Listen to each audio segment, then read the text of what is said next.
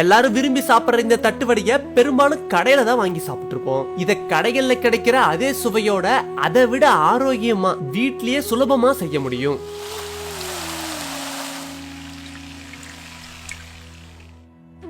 தட்டுவடை செய்யறதுக்காக 50 கிராம் கடலைப்பருப்பு, இந்த அளவுக்கு பெருங்காயம், இது ரெண்டையும் தனித்தனியா தண்ணி ஊத்தி ஊற வச்சிருவோம்.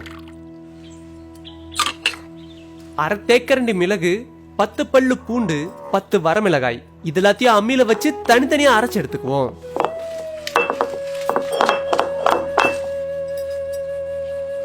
இப்ப அரைப்படி அரிசி மாவு, அதாவது 500 கிராம் அரிசி மாவை மிதமான சூட்டுல வறுத்து எடுத்துருவோம்.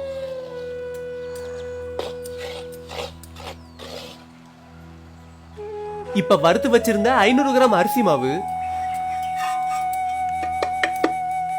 100 கிராம் கடலை மாவு, அம்மியில அரைச்சு எடுத்துக்கிட்ட பூண்டு, மிளகு, வரமிளகாய், நறுக்கன கறிவேப்பிலை, அரை மணி நேரம் ஊறின கடலைப்பருப்பு, பெருங்காயம், 2 தேக்கரண்டி வெண்ணெய், தேவையான அளவு உப்பு, இதெல்லாம் சேர்த்து கொஞ்சம் கொஞ்சமா தண்ணி சேர்த்து மாவை நல்லா பிசைய ஆரம்பிச்சிருவோம்.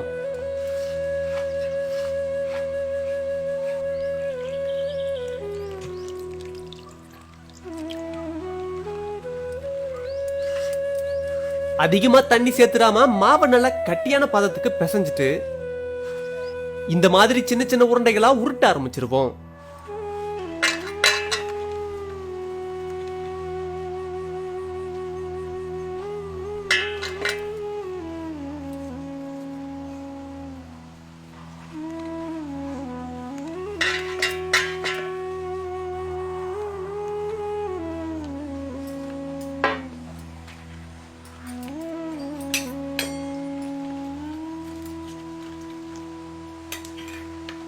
மாவு இலையில ஒட்டாம இருக்க எண்ணெயை தடவிட்டு உருட்டி வச்சிருந்த உருண்டைகளை இந்த மாதிரி தட்டையாக்கி எடுத்துப்போம்.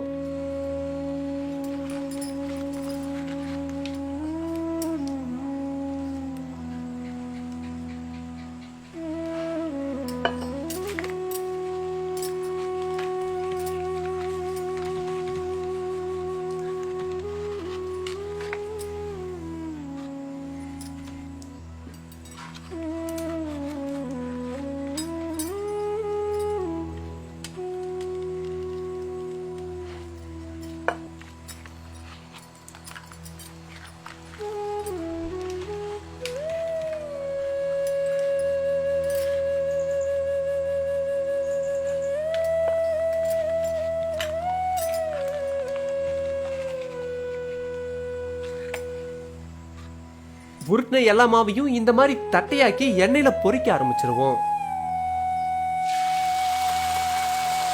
பாரம்பரிய முறைப்படி தேங்காய் எண்ணெயில தான் தட்டுவடைய பொரிப்பாங்க.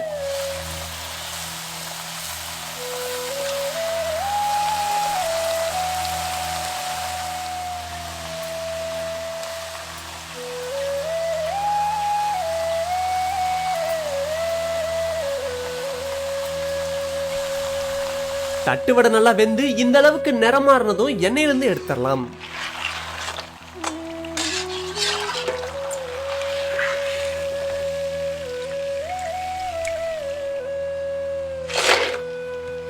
தட்டை முறுக்கு, இத தட்டுவடைன்னு சொல்லுவாங்க.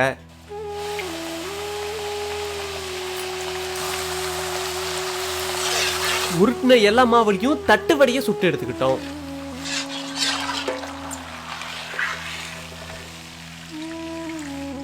அரிசி மாவுல செஞ்ச அருமையான தின்பண்டம் இப்ப சாப்பிட தயாராயிடுச்சு. இத சாதத்துக்கூட கடிச்சுக்கிட்டோ இல்ல தட்டுவடை செட்டா செஞ்சு கூட சாப்பிடலாம்.